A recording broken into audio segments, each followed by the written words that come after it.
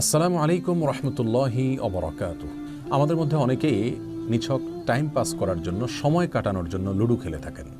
অনেকে তাস, দাবা অথবা ক্যারাম ইত্যাদিও খেলে থাকেন। এ সমস্ত খেলা আজকাল সরাসরি খেলার পাশাপাশি অনেকে অনলাইনেও খেলে থাকেন। নিছক সময় কাটানোর জন্য যদি এই সমস্ত খেলাধুলো করা হয়, সেখানে যদি কোনো প্রকার পারস্পরিক আর্থিক লেনদেন না হয়, ইসলামের শরীয়তের দৃষ্টিকোণ থেকে এ সমস্ত খেলাধুলা জায়েজ নাকি না জায়েজ সে বিষয়ে আমরা কথা বলবো ইনশাআল্লাহ বিদিনিল্লাহ। শুরুতেই যে কথাটা বলে রাখতে চাই তা হলো, একজন মানুষের স্বাভাবিক বিকাশের স্বার্থে সাধারণ খেলাধুলা এবং সুস্থ বিনোদন বা চিত্ত বিনোদনের বিষয়টিকে ইসলামী শরিয়া অ্যালাউ করে বিশেষ কিছু শর্ত এবং মূলনীতির আলোকে। সে সকল মূলনীতি এবং শর্তকে খেয়াল করে যদি আমরা কোনো খেলাধুলা করি, কোনো বিনোদনের পন্থা অবলম্বন করি, তাহলে ইসলামী শরিয়ার দৃষ্টিকোণ থেকে সেটি নিষিদ্ধ নয় বরং অনুমোদিত। সে সমস্ত মূলনীতিগুলো কী কী, যেগুলোর ভিত্তিতে আমরা খেলাধুলা করতে পারি, সে বিষয়ে আমরা আলোচনার শেষাংশে কথা বলবো ইনশাআল্লাহ বিদিনিল্লাহ। শুরুতে আমরা দেখে নিই যে সমস্ত খেলাগুলো নিয়ে আমরা কথা বলছিলাম, সে সমস্ত খেলাধুলো সম্পর্কে কোরআন এবং হাদিসে সরাসরি কোনো কথা বলা আছে কিনা। এ বিষয়ে মুওয়াত্তা মালিক এবং সুনানে আবু দাউদ একটি হাদিস বর্ণিত হয়েছে, যেটি বর্ণনা করেছেন আবু মুসা আল আশআরী রাদিয়াল্লাহু তাআলা আনহু। সেই হাদিসটির ভাষ্য হলো এরকম: মান লাইবা বিন নারদি ফাকাদ আসাল্লাহু ওয়া রাসূলুহু, অর্থাৎ যে ব্যক্তি পাশা খেললো সে ব্যক্তি আল্লাহ এবং তার রাসূলের অবাধ্য হলো, আল্লাহ এবং তার রাসূলের নিষেধাজ্ঞাকে অমান্য করলো। মুওয়াত্তা মালিকের অপর একটি হাদিসে বর্ণিত হয়েছে যে আব্দুল্লাহ ইবনে ওমর রাদিয়াল্লাহু তাআলা আনহু তার পরিবারের লোকদেরকে পাশা খেলতে দেখলে প্রহার করতেন, শাসন করতেন এবং সেগুলোকে ভেঙে ফেলে দিতেন। ইমাম ইবনে তাইমিয়া রাহিমাহুল্লাহ মাজমুউল ফাতওয়াতে একটি ফতোয়া উল্লেখ করেছেন যে ইমাম আবু হানিফা এবং ইমাম আহমদ ইবনে হাম্বল রাহিমাহুল্লাহ তাআলা তারা উভয় ফতোয়া দিয়েছেন যে ব্যক্তি পাশা খেলে, দাবা খেলে, এই ব্যক্তিকে তোমরা সালাম দিবে না, কারণ সে জঘন্য অপরাধে গুনাহে লিপ্ত।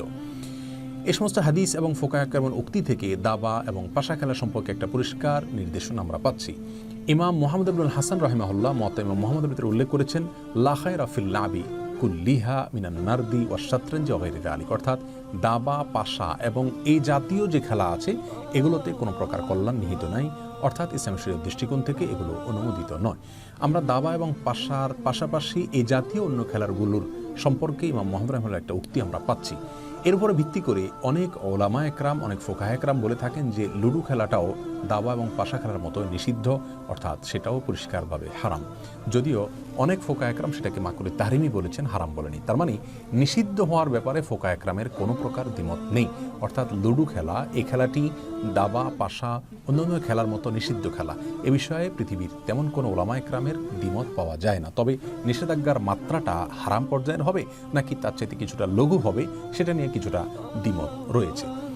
যদি কেউ কোনো প্রকার আর্থিক লেনদেন ছাড়া নিছক সময় কাটানোর জন্য লুডো খেলেন অথবা তাস খেলেন বা দাবা খেলেন, তাহলে সেগুলো ইসলামী শরীয়তের দৃষ্টিকোণ থেকে অ্যালাউড নয়। আর যদি সেখানে আর্থিক লেনদেন থাকে তাহলে তো সেটা ডাবল অপরাধ হবে। একদিক থেকে নিষিদ্ধ খেলা, অপর দিক থেকে জুয়ার মতো একটা পরিষ্কার হারাম কাজে লিপ্ত হওয়া। অতএব একজন মুসলিম আর্থিক লেনদেন থাকুক বা না থাকুক, এই সমস্ত খেলাধুলা থেকে নিজেকে দূরে সরিয়ে রাখবে।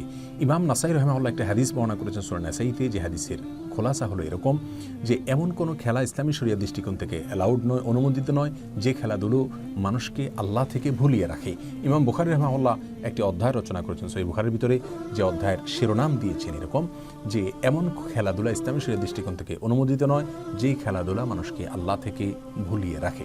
প্রিয় দর্শক, ইসলামী শরিয়ার দৃষ্টিকোণ থেকে যে কোনো খেলাধুলা অনুমোদিত হওয়ার জন্য, যে কোনো খেলাধুলা জায়েজ হওয়ার জন্য কয়েকটি শর্ত রয়েছে। ফোকাহে একরাম বিভিন্ন হাদিসকে অ্যানালাইসিস করে, গবেষণা করে তারা সে সমস্ত মূলনীতিগুলো উল্লেখ করেছেন। তার ভিতরে সর্বপ্রথম মূলনীতি বা শর্ত হলো, খেলাধুলা হতে হবে এমন খেলাধুলা যার ভেতরে শারীরিক কসরত রয়েছে। ইসলামী শরিয়া যে সমস্ত খেলাধুলাকে অনুমোদন দিয়েছে, হাদিসে যে সমস্ত খেলাধুলার উপর আমরা অনুমোদন দেখছি, সেই সমস্ত খেলাধুলোতে শারীরিক কসরত রয়েছে, যেটাকে পার্থিব উপকারিতা বা ইহজাগতিক উপকারিতা হিসেবে আমরা ধরতে পারি।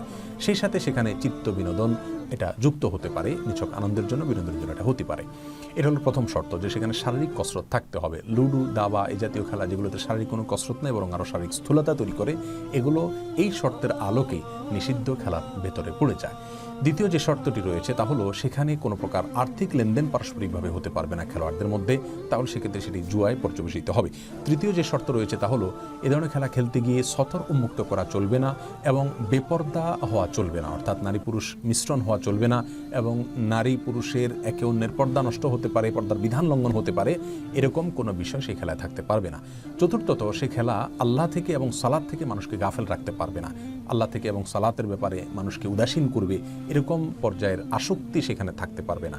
5 নম্বর শর্ত হলো, খুব বেশি সময় এই খেলার পেছনে ব্যয় করা যাবে না, নষ্ট করা যাবে না। কারণ একজন মুসলিমের কাছে তার জীবনের প্রতিটি সেকেন্ড অনেক বেশি মূল্যবান। মুসলিমের হাতে এত অতিরিক্ত সময় নেই যে সময় কাটানোর জন্য সে যা তা করে বেড়াবে। কোরআন কারীম আল্লাহ সুবহানাহু ওয়া তাআলা সফল মুমিনের বৈশিষ্ট্য উল্লেখ করতে গিয়ে বলেছেন, ওয়াল্লাযীনা হুম আনিল লাগwi মুরিদুন, যারা অনর্থক এবং অযথা কাজ থেকে বেঁচে থাকে। রাসূল কারীম সাল্লাল্লাহু আলাইহি ওয়াসাল্লাম বলেছেন, মিন হুসনি ইসলামিল মারই তারকু মা লা ইয়ানিহি, একজন মানুষের ইসলামটা সৌন্দর্যমণ্ডিত হবে যখন সে অনর্থক কাজ থেকে বেঁচে থাকবে। অতএব যে সমস্ত খেলাধুলো আজকাল খেলাধুলো নয়, বরং খেলাধুলোর চাইতে বড় কিছু, বেশি কিছু, সেগুলোর সাথে অনেক ব্যবসা বাণিজ্য জড়িত, সেগুলোর সাথে অনেক অনাচার জড়িত, একজন মুসলিম কোনোভাবেই সেগুলোর সাথে নিজেকে সম্পৃক্ত করতে পারে না। তাই আসুন সুস্থ বিনোদন চর্চা করি এবং যে সমস্ত খেলাধুলার পেছনে আমাদের শারীরিক কসরত রয়েছে সে সমস্ত খেলাধুলোকে ইসলামী শরিয়ার মূলনীতির আলোকে আমরা গ্রহণ করি। আল্লাহ সুবহানাহু ওয়া তাআলা আমাদের সকলকে প্রত্যেকটি ক্ষেত্রে কোরআন এবং সুন্নাহকে অক্ষরে অক্ষরে প্রতিপালন করার তৌফিক দান করুন।